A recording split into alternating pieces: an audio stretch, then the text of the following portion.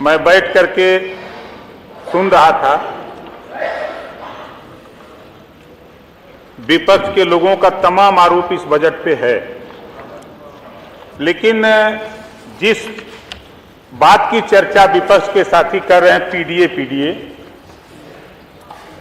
जितने लोग बोले हैं किसी के जबान पे एक बात नहीं आई कि अनुपूरक बजट में बधाई देना चाहिए था वित्त मंत्री जी को कि 300 करोड़ रुपया छात्रवृत्ति के लिए इन्होंने बिना मांगे दे दिया है। और अब तक अगर हम पिछले कार्यकाल में जाएं तो सभी बच्चों को छात्रवृत्ति नहीं मिलती थी। इसी सदन में कई बार कहते कहते बजट बढ़ाते आज उस मुकाम तक पहुंच गया है कि आप धैर्य रखिए, जितने भी पिछड़ी जाति के बच्चे हैं सभी बच्चों को छात्रवृत्ति इस बार मिलेगी संपूरक बजट से। पहली बार इस लड़ाई को मैं बहुत लंबे समय से, आप लोग कभी इस पे चर्चा नहीं करते, नाम तो करते हैं पीडीए का, बीमारी जरा देखिए। हम माननीय मुख्यमंत्री जी भी हैं, वित्त मंत्री जी, हमारा एक सुझाव है, जो पिछड़ी जाति के बच्चों को छात्रवृत्ति में थोड़ी सी दिक्कत हो रही है आय प्रमाण पत्र में, उसमें शायद ये दिक्कत आप लोग दूर कर दिए होते ना तो उधर रहते, लेकिन नहीं। अब देखिए ये सब नहीं, सुनो बात सुनो भाई, आप लोग जरा धैर्य से सुना करो, जानकारी हासिल करो। सुनिए देखिए वर्तमान ग्रामीण क्षेत्रों में 46,080 रुपया सालाना वार्षिक आय लेखपाल नहीं बनाता है। शहरी इलाकों में 56,460 रुपए वार्षिक, अगर जोड़ लेंगे मनरेगा का भी तब भी लेखपाल नहीं बना रहा है। हमारा अनुरोध है माननीय वित्त मंत्री जी से, इसको बढ़ा करके बजट की कमी, इसमें बजट की जरूरत भी नहीं है, इसको 1.5 लाख रुपए करने का प्राविधान हो जाए ताकि पिछड़े समाज के जो बच्चे छात्रवृत्ति से छूते रह जा रहे हैं वो भी इस क्राइटेरिया में आ जाए।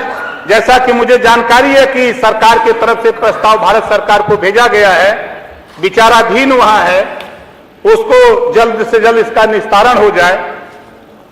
अभी हम अपने परिवहन मंत्री और वित्त मंत्री दोनों लोगों को बधाई देता हूं कि आधी आबादी, बड़ी चर्चा हो रही है आधी आबादी, जब 60 वर्ष की महिलाओं को फ्री बस सेवा दी गई वो भी दिक्कत है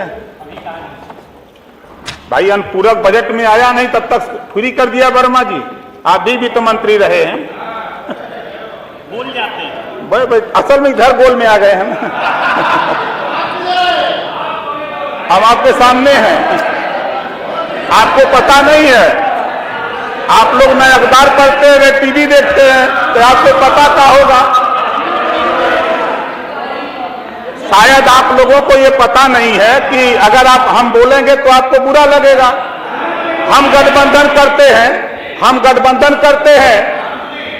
तो हम दल बदलू कहते हैं। अब 8 बार आपकी पार्टी ने गठबंधन किया तो आप दल बदलू नहीं कहोगे, आप नहीं कहोगे, हमको कहोगे इस नाते कि हम कमजोर है भाई, हम कमजोर में हैं। आपको बिना पेदी के हो नहीं, कभी कांग्रेस से, कभी सत्ता से, कभी बसपा से, कभी सुभाषपा से, कभी निषाद पार्टी से करोगे तब तो नहीं कहोगे, लेकिन हमको तो जरूर कहोगे, क्योंकि जतियों में हम छोट हैं, जतिया में आप बड़े हो, उम्र में बड़े हो, सत्ता में रहो, इस नाते चाहे जिसको जो कह लो, लेकिन आपकी नाकामी के वजह से जो 38% पिछड़ा था वो भारतीय जनता पार्टी के साथ खड़ा हुआ है। इसके वजह से देश और प्रदेश में सरकार, इसको स्वीकार करो। आज जिस पीडीए की चर्चा हो रही है आप कर रहे हो, क्यों कर रहे हो? सत्ता थी तब तो पीडीए नहीं याद आया, तब जातिवार जनगणना याद नहीं आई, अब आज याद आ रहा है सब कुछ। हमारे भाई आशीष पटेल जी ने कहा, मंत्री जी ने बहुत सही बात कहा है दोनों, कि 4 बार की सरकार में एक बार भी सदन में, सपा की सरकार में एक बार भी जातिवार जनगणना की चर्चा नहीं हुई है। उठा के रिकॉर्ड निकाल के देख लीजिएगा, जो मुझे जानकारी है। ओम प्रकाश राजभर जब आपकी गोल में गया, जब बोलने लगा तब समझ में आपको भी आया, तब समझ में आया, नहीं तो नहीं समझ में आ रहा था।